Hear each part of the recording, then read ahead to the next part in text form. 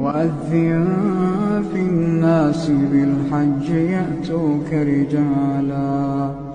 وعلى كل ضامر يأتين من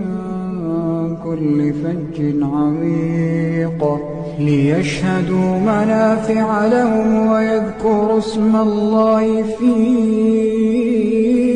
أيام معلومات على ما رزقهم من بهيمة الأنعام فكلوا منها وأطعموا البائس الفقير ثم ليقضوا تفثهم وليوفوا نذورهم وليطوفوا